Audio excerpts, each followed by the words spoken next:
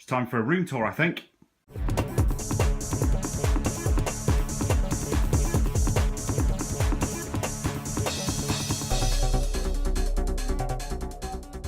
Okay, so the first thing I'm going to show you in my game room tour slash gaming setup slash collection video. A little bit late doing this. Normally I do these in sort of October, November time. This is December of 2016. In fact, it's Christmas Eve at the time of me recording this video. So yeah. The first thing I'm going to show you is my brand new 4K LED TV. It's a Sony Bravia 4K LED TV. And at the moment I've got my scaler running some Super Castlevania 4 from the Super Nintendo through it. This TV's really awesome. I was a little bit worried about how it would handle retro consoles running through my XRGB FrameMeister, but the good news is it looks absolutely awesome. You can just see up there, there's a 20th anniversary DualShock 4 controller. Never been opened, it's never going to be opened. It's up there in the box. So we'll just pan down. This setup is absolutely awful, guys. It's a mess. There's no other word to describe it.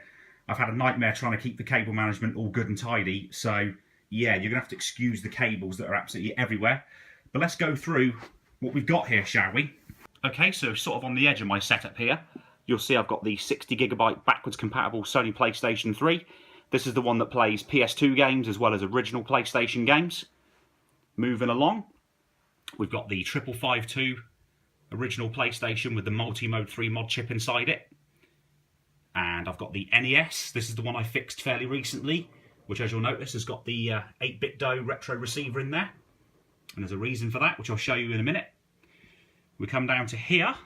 We've got the Super Nintendo with Super Castlevania 4 playing, which you can see on the TV at the moment, which I showed you earlier. My Japanese Model 1 Sega Saturn. And the Sega Master System Model 2 that's got the RGB mod that I did to it.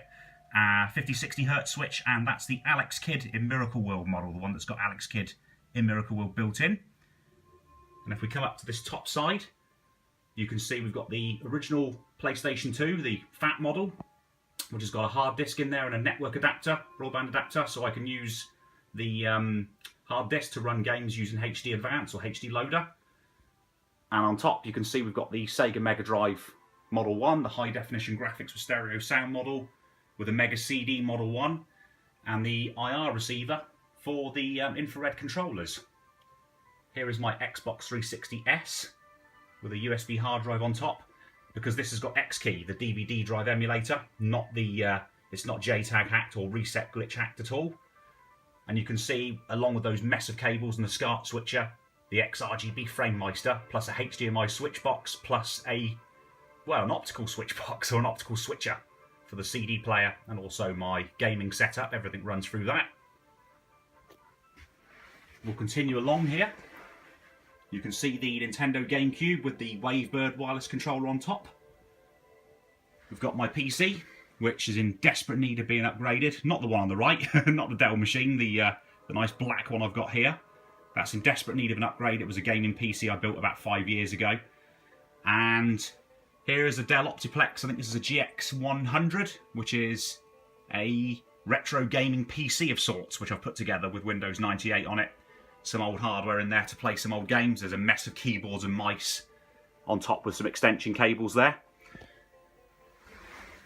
If we come down to here, you can see the Sony PlayStation 4 Pro that I did a video about when I picked it up recently. We've got my Famicom, which is the NES RGB modded Famicom. We've got my normal Sega Dreamcast, again nothing special about that, with the VGA box attached to the back of it. We've got my Xbox, this one's modified. I've got a 250GB, in fact no, it's a 320GB ID hard drive in there now, with the Endure soft mod, and CoinOps, which me and my good friend Mike spent a whole afternoon playing some arcade classics on, and I highly recommend CoinOps if you pick up a modified Xbox, or if you've got access to one. And there is my French RGB modded N64 that the wife got me last Christmas. As you can see, it's all a bit of a mess. I've got power supplies now actually mounted, properly mounted on the side there. There's one also in the back behind the NES that you're not going to see there. So, if we move on to my main game shelf, which I'll try and do as best I can here, guys. Finger getting in the way of the camera. Production quality of this video is going to be shocking. We'll start off with the fact that I've got some random stuff up here. In fact, we've got some Atari 2600 games, and you'll see why we've got some Atari 2600 games in a minute. Some boxes, Game Boy Color with a lovely Pokemon cover. A good friend of mine, Chris, this is a shout out to you, Chris Phillips. He gave me a Game Boy Color that I think was his or his brother's that was in the attic at his parents' house, and I put this lovely case on it. We've got the Mega Drive notebook. We've got Only Fools and Horses, money box. Absolutely love Only Fools and Horses, so that had to be in there. Nice big Mega CD box for the Mega CD Model 1. The Sega Game Gear box, Jog-Con, Game Boy Pocket, the 8-bit-do Super Famicom or Super Nintendo wireless controller, and also the 8-bit-do NES wireless controller, Bluetooth controller there. And we'll just run very quickly across my Mega Drive games. You can see them all along there, and also up there. And there's DJ Boy. That has to get some special attention, and Gruss Newton and some of the guys that watch Gruss's channel will know why I did that. DJ Boy is absolutely terrible, and we did a challenge on it, or Gruss did a challenge on it. There is some Sega Master System games, some box ones, starting with Alex Kidd, moving all the way along there. Got some loose carts as well on top there. My Sega Saturn Japanese collection, which there's a few more games elsewhere in the room that I'll show you in a minute. My N64 carts that you can see go all the way along across the top there with my NES to Famicom adapter. Got my Game Gear games there with some 360, GameCube, original Xbox games, some box Game Gear games. My PS2 collection with some PS Vita, PSP games and an Explorer 64 cheat cartridge up there. Super Nintendo games, as well as my Super Game Boy over there in the corner. And then, well, essentially what takes up most of this shelf is the Sony PlayStation games. PlayStation collection's pretty big. It's grown a lot over the last God knows how many years. And there you go. So we've now also got another couple of shelves in this room. You can see them over there. Let's take you over there. Well, on top of this shelf essentially is my childhood. Here is a 201 electronic project kit which I used to use. My dad bought it years ago, and I spent so many hours wiring up different projects and learning the basics of electronics with that kit. The Commodore 64 I've spoken about so many times. This is the first computer that I ever used, ever played games on, and has a very, very special place with me because it got me into computing all those years ago. If we move over to here, you can see we've got a rather large Cyma helicopter, remote control helicopter for outdoor use, and it's remote control back there. The NES Classic Edition. And we've got a rather nice little display, well, a protective case here, and I'll show you what's in that shortly. Here is a Victor Saturn that I'm still in the process of repairing, along with a stray PlayStation spindle hub, which, yeah, I've had a lot of trouble with those. Here is my Multi-Mega and my Japanese Mega Drive 2. We've got some NES games there, as well as some old school PC games there, older PC titles. And we've got a couple of arcade sticks, one for the Saturn, one for the Mega Drive. Here is my Sega Dreamcast collection, as well as some other Japanese Saturn games that I alluded to earlier on. Some Saturn cartridges, mostly multi-region or pseudo-Saturn modified action replay cartridges there for playing backups and, yeah, games from different regions. 32X games, European Saturn games, backup Sega Saturn games, backup Dreamcast games. We've got a box for the Famicom, or a box for the Famicom.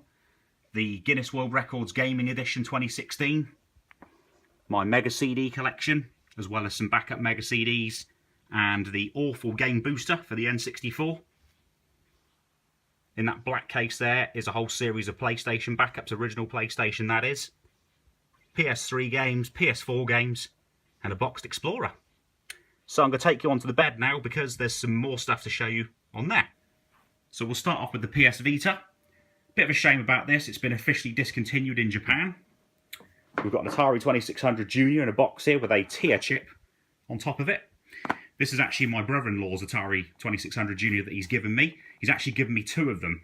This one that doesn't work and one that does work, which is over in the corner of the room in its box, and it's staying in there. This one, so I've successfully desoldered the tier chip and put on a replacement. Unfortunately, that hasn't fixed it. It looks like it's going to be the Riot chip that's the problem instead. I've also composite modded this, taken out all the RF circuitry, followed a guide on Time Mouse Software's site, and got composite, which works. I know it does because I get some kind of output from the machine, which is good. Got a Dreamcast. This came from Planet Games and Gadgets. I ordered it online. They said it wasn't working, couldn't read discs. All it was is there was a bit of sort of fluff and dust around the laser. Clean that up, works fine. Was going to do a video on it, but didn't because it was kind of not really worth it. A horribly yellowed Sega Saturn Model 2 Japanese version. This essentially was again another faulty laser issue, but again, not worth showing you, fixed it pretty easily. My Sega Game Gear. This box of Sega stuff, as I call it. I'll try and open this up for you guys. And you'll see inside there, upside down, Mega Drive 2, Mega CD 2, 32X with some cables, some Sega power supplies, etc. in there. Got the Sega Master System Model 1. Got the Sega Saturn Model 1, the European version. There's my 1002 PlayStation. Inside this box is my Super Famicom games, and inside that wrapping is a really nice condition early Model 1 Mega Drive, high def graphics with stereo sound model. PS2 Slimline, that actually does have a bit of an issue that sometimes when you shut the lid the laser doesn't engage. It's something to do with the switch that's in the back of the machine, so at some point I'll have to try and fix that. Here is a Japanese Model 1 Sega Mega Drive. A Sega Master System 2. This isn't the same one that's in my setup. This one only has the RGB mod that I did to it, and this one has Sonic the Hedgehog built into it. And the Amiga 1200. I don't really need to say too much about that. Awesome machine. Just awesome. Okay, so what's inside this box? Let's dive in, shall we? There we go. It is my Derby Stallion Sega Saturn with the controller and an RGB SCART cable for it. It's in this lovely protective case, which I really like. It's kept in there for protection. It never gets used, never comes out because it's pretty rare, pretty stupidly rare to be honest. There wasn't many of these that were produced. So yeah. Okay, I didn't really want to kind of come into the cupboard because it's an absolute mess and a nightmare and needs sorting out, but there's some boxed Amiga games. This is the Dreamcast that I just showed you, as well as the controller and some cables for it that I've just put back in here. Yeah, it needs an overhaul inside there. I need to sort some stuff out, and there's my sim racing wheel, the 911 wheel down there with some G25 pedals. It's just mad in there. Needs a good sort out. Really nice, guys. I hope you enjoyed my room tour. Rather messy setup, of course. And I will catch you guys again soon for a more traditional video. Don't forget to check out Planoxetine's channel. Check out the Christmas special with him and me. Thanks, guys.